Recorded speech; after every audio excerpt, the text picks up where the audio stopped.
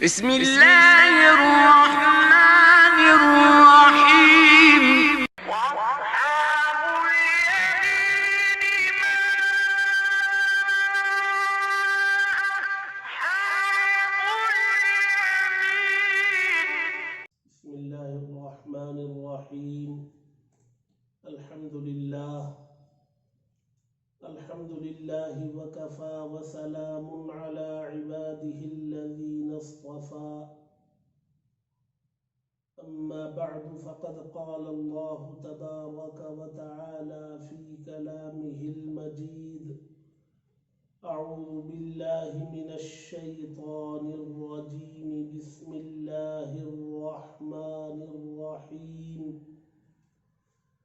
وإذا سمعوا ما أنزل إلى الرسول ترى أعينهم تفيض من الدمع مما عرفوا من الحق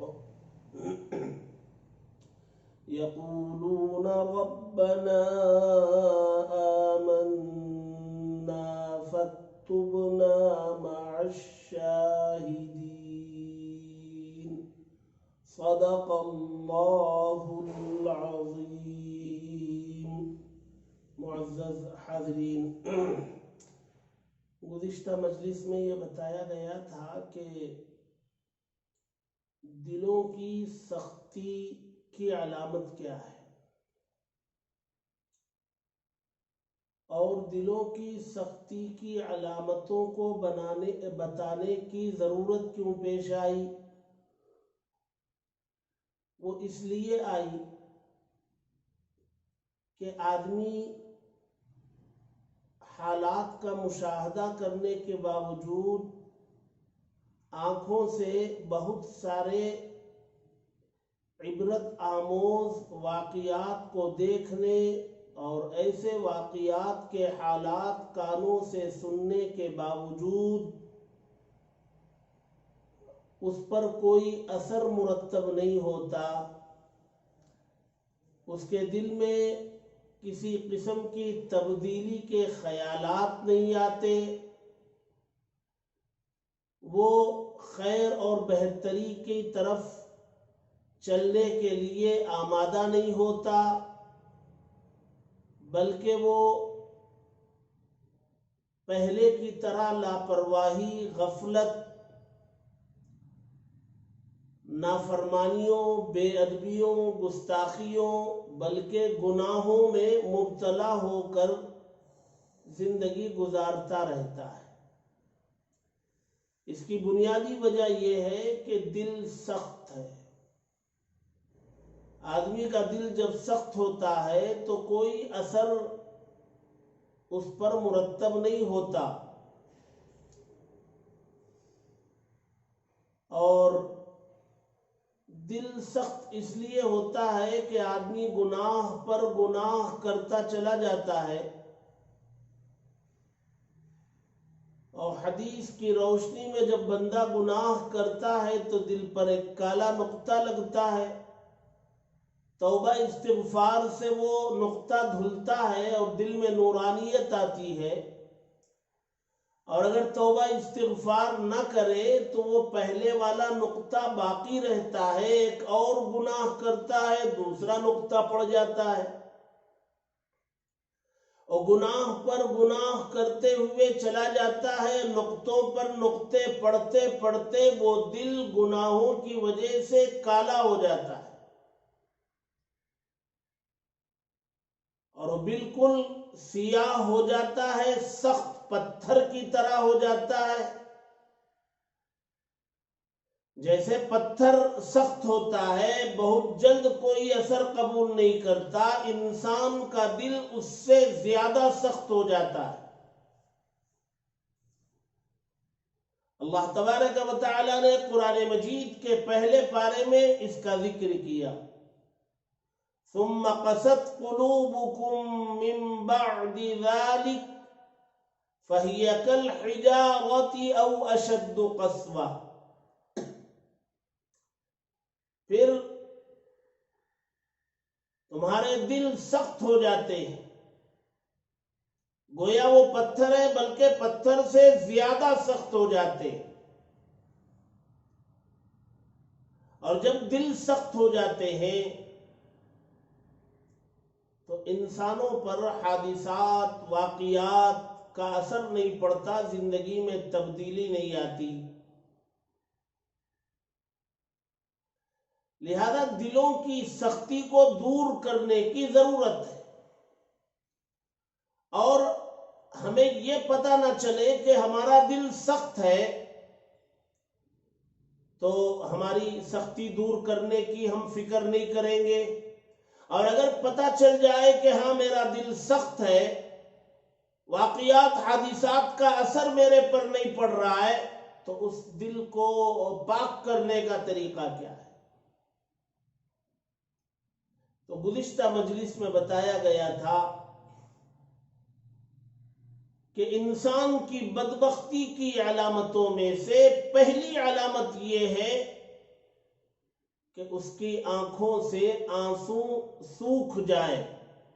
اربعۃ من الشقاء، 4 چیزیں انسان کی بدبختی کی علامت ہے، اور نمبر 1 پر ہے جمود العین، آنکھوں کا سوکھ جانا، یعنی اس میں سے آنسو کا کوئی قطرہ نہ نکلنا.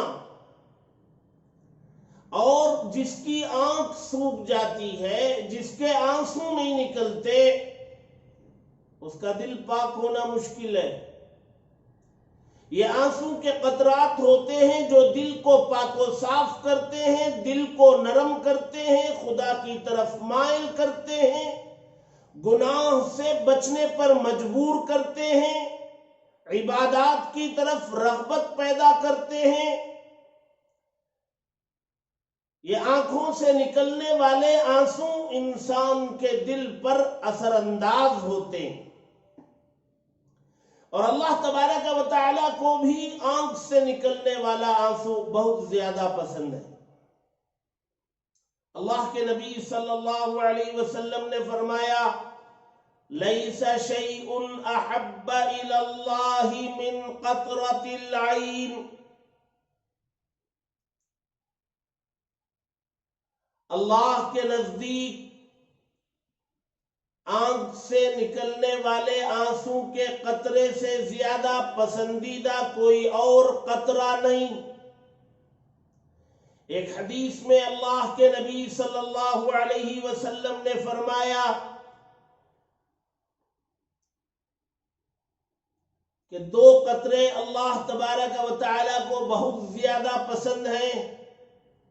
ایک اللہ کے ڈر سے نکلنے والا آنسو کا قطرہ، ایک اللہ کے راستے میں جہاد کرتے ہوئے بدن سے نکلنے والا خون کا قطرہ.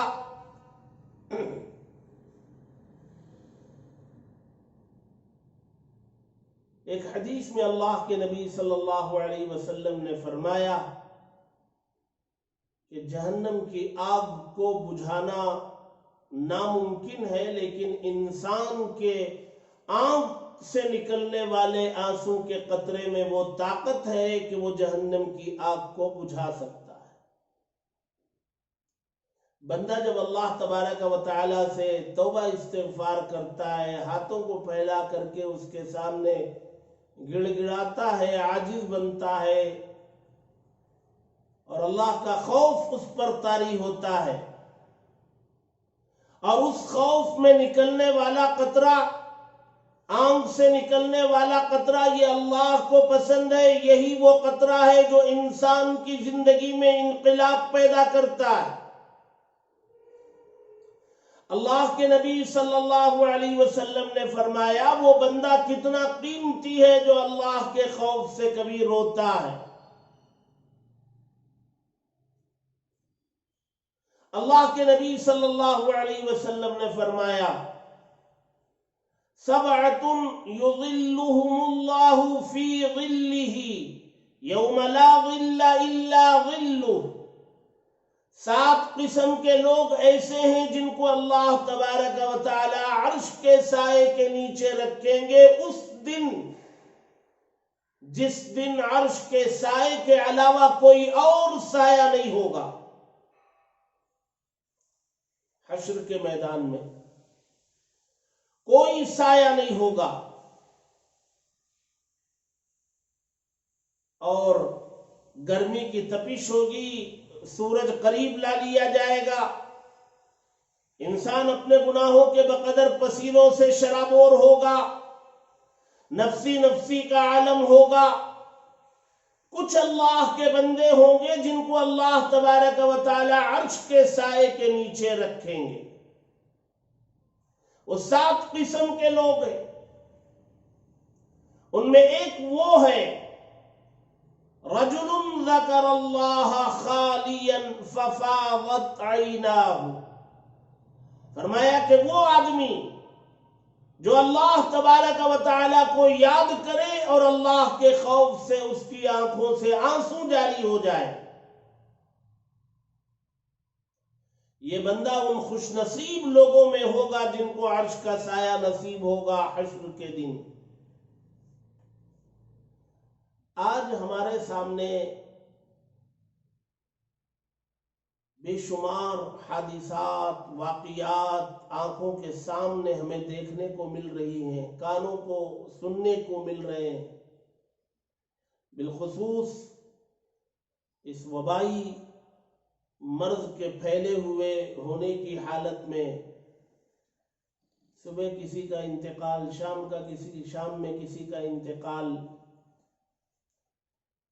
اپنی عمر کے، اپنے سے چھوٹی عمر کے مرد حضرات، خواتین حضرات دنیا سے رخصت ہو رہے ہیں.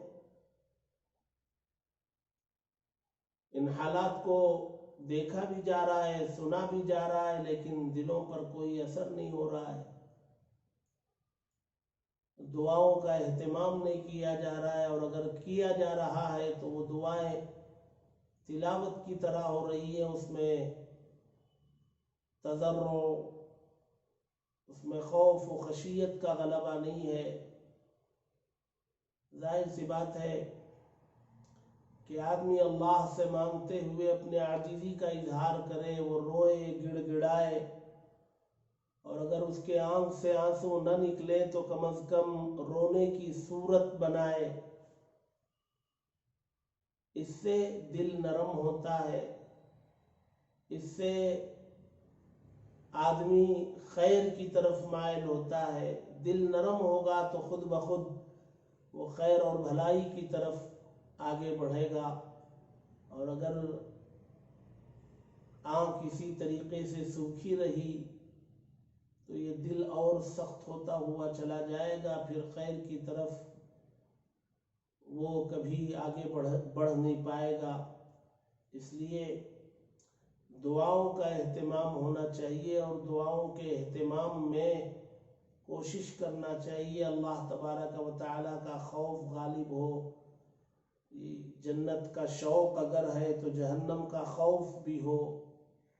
اللہ تبارک و تعالیٰ کی پکڑ سے ڈریں، اپنی موت کو یاد کریں، قبر کے مناظر کو یاد کریں، منکر نکیر کے سوالات کو یاد کیا جائے. ایک طرف جنت کا شوق ہو تو دوسری طرف جہنم سے بچنے کا خوف بھی ہونا چاہیے. یہ اہم ترین علامت ہے آنکھ کا سوکھ جانا. اللہ تبارک و تعالی ہماری اور پوری امت مسلمہ کی اس سے حفاظت فرمائے، اور خدا کے سامنے الحاح و تضرع کے ساتھ، خوف و خشیت کے ساتھ، عاجزی انکساری کے ساتھ توبہ استغفار کرنے اور دعاؤں کا اہتمام کرتے رہنے کی توفیق عطا فرمائے.